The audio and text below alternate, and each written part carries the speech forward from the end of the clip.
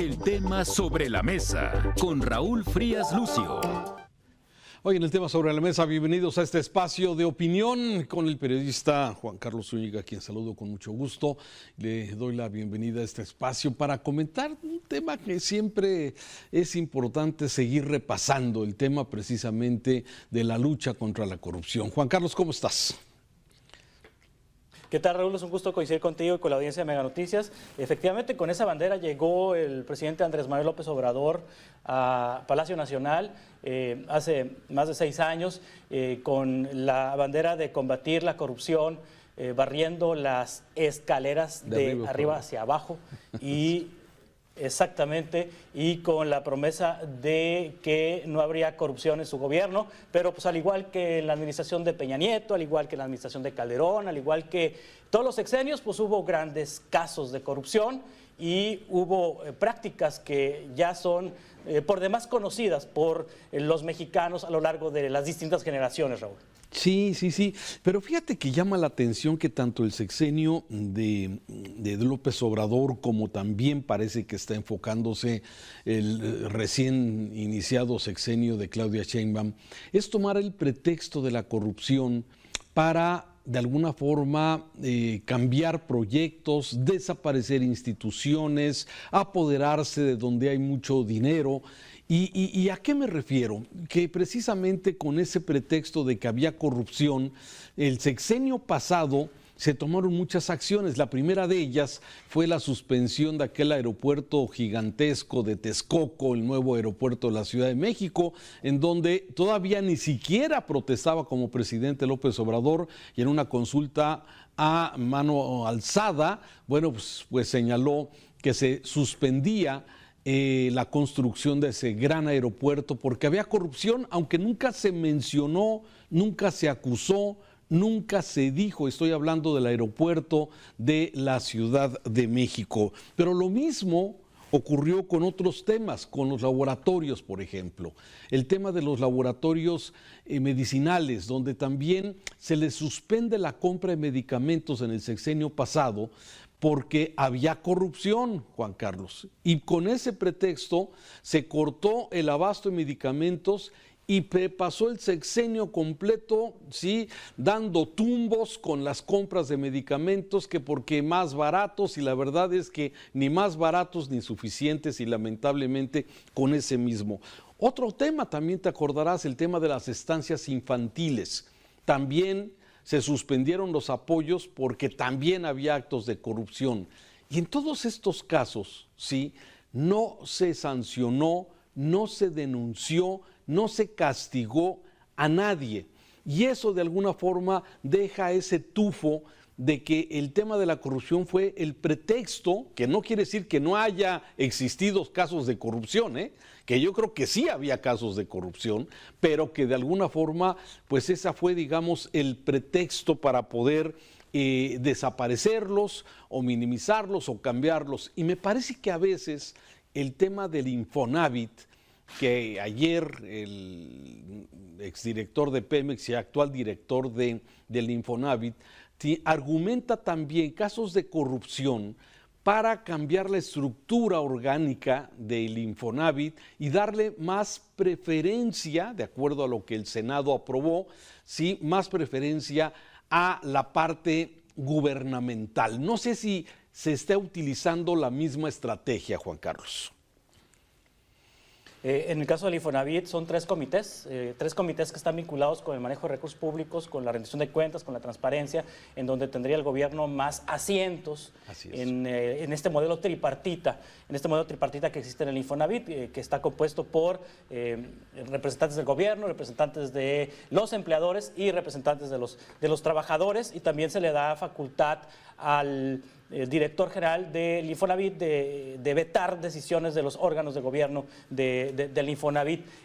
Sí argumentan corrupción, está argumentando, de hecho ayer da a conocer Octavio Romero Oropesa que en 20 estados de la República detectan cárteles inmobiliarios, en donde hay colusión de notarios, con funcionarios municipales, estatales, del Infonavit, etcétera, etcétera, para vender varias veces una misma casa. Sí, vender sí, hasta 30, gravísimo. 40, 50 veces. Sí, hombre. Esperemos que se castigue a esos notarios, que se castigue a esas personas, porque el asunto de la corrupción, si bien la máxima representación del poder en México es el Ejecutivo, debiera haber equilibrio de poderes, pero no existe esto en México, y son más visibles los casos y se cuestiona más cuando hay omisiones del Ejecutivo, pero la corrupción también está en otras áreas, de gobernadores, de partidos de oposición, a Morena, de empresarios, etcétera, etcétera. Está incrustada en varias áreas de nuestro país.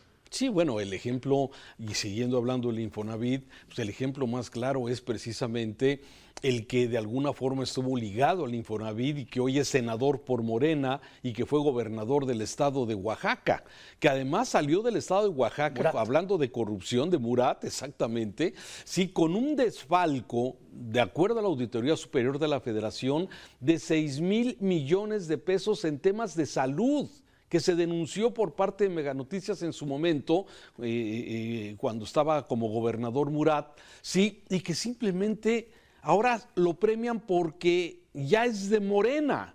Sí, otro de los gobernadores, aquel gobernador de Hidalgo, ahorita que me estás diciendo, Omar Fayad, ¿te acuerdas? También acusado sí, claro, de varias cosas. ¿Y cómo lo premiaron? Como embajador en Noruega, nada más, ¿sí? Entonces, a ver, pareciera que este tipo de cosas, ¿sí? En donde, a ver, Cuauhtémoc, el jorobado de Tepito, el gobernador del estado de Morelos, ¿sí? Con evidentes señalamientos de vinculación con grupos y con cárteles de criminales allá en su estado. ¿Y qué ha pasado? Nada. Entonces, me parece que precisamente esta forma de operar como lo ha hecho, de darles este manto de impunidad cuando se trata de amigos, de familiares, de los amigos de Andy, de los hermanos de López Obrador, y todos esos, de alguna forma señalados que estamos diciendo, tienen este manto de impunidad. Sí, y no se busca, no se ataca, no se sanciona cuando se trata precisamente de temas de corrupción que afectan a la gente, pero si son aliados, impunidad. Si no, entonces se aplique la ley. Y esto me parece que es un modus operandi que ha tenido el que tuvo el sexenio de López Obrador y que me parece que ahora con el Infonavit pudiéramos empezar a ver esto. Ojalá me equivoque, ojalá realmente esta Secretaría Anticorrupción y de Buen Gobierno funcione, sí, pero a veces pareciera que esa es la estrategia. Hay corrupción, destrúyelo. Y luego yo te propongo algo que nunca va a ser igual a lo que había, ¿no? Sí, ahí está la reforma del Poder Judicial, por ejemplo, que bajo el argumento de que hay corrupción en el Poder Judicial, se hace una reforma bastante complicada de poner en marcha, que va a tardar muchos años en rendir frutos, si es que rinde frutos. Pero a estas alturas del siglo, a estas alturas del milenio, en México, pues persiste todavía la corrupción electoral, persiste todavía los sobornos, los moches, el enriquecimiento ilícito, persiste el ejercicio abusivo de funciones, el desvío de recursos públicos. De hecho, Mexicanos contra la Corrupción y la Impunidad, el conflicto de intereses, hace un trabajo bastante interesante de los casos emblemáticos de corrupción en el sexenio de Andrés Manuel López Obrador, donde, insisto, no es únicamente atribuible a López Obrador, porque ahí viene Alejandro Moreno, ahí viene Samuel García, viene el caso de Rosario Robles, los casos heredados de Enrique Peña Nieto hacia la administración de López Obrador que no se resolvieron, como Odebrecht o la estafa maestra, etcétera, etcétera. Pero estamos viendo cómo muchos de estos temas persisten y en el caso, por ejemplo, de la corrupción electoral, ni oficialismo ni oposición hacen una reforma que impida la circulación de dinero en efectivo, por ejemplo, las campañas electorales, que son el dinero en efectivo el motivo más importante y visible de corrupción. Oye, a ver, ¿cómo olvidar, y tú que tienes muy buena memoria, ¿sí?, al secretario del presidente López Obrador, Esquer, ¿sí?, haciendo haciendo como pues, entrando y saliendo de un mismo banco para depositar dinero en efectivo. A ver, sí, eso debería haber sido investigado, sancionado y todo aparentemente, como tú dices, por temas de carácter electoral. O Delfina Gómez, sí, de alguna forma que también se comprobó, se señaló, pues esos descuentos indebidos a los trabajadores de esta... Delfina Gómez, sí, ¿verdad? Estoy en lo correcto. En Texcoco, cuando Texcoco, tienes razón. Sí, cuando le pidió dinero a los trabajadores, le descontó dinero a los trabajadores. Entonces, a ver, todos esos casos de alguna forma siguen siendo este cáncer que de alguna forma sigue lastimando. Y el último, Juan Carlos, el de estos señalamientos entre López Augusto y Ricardo Monreal. A ver, hay un señalamiento concreto que hace Adán Augusto López, ¿sí?, en contra de Ricardo Monreal, precisamente en la Cámara de Senadores. ¿Sí? Ese hecho presume un acto de corrupción que debería ser denunciado y ser sancionado por la autoridad. Y no simplemente que quede, es que se tomen la foto y que se acabó el pleito.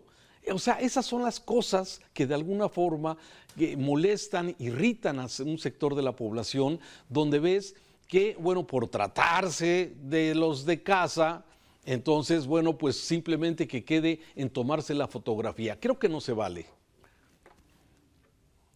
Sí, efectivamente, es para que de oficio la Fiscalía Anticorrupción pues tome el caso, tome el asunto, es para que de oficio el área, el órgano interno de control del Senado de la República pues abra una investigación interna ante los dichos de Adán Augusto López y también que le solicite a Adán Augusto López que aporte la información que posee. Y sí, lamentable la reacción de las autoridades federales, de la presidenta, de la secretaria de Gobernación, de la presidenta de Morena, muy al estilo del PRI de hace décadas, en donde se sientan para desearse feliz Navidad y ya tierrita volada, se acabó el conflicto,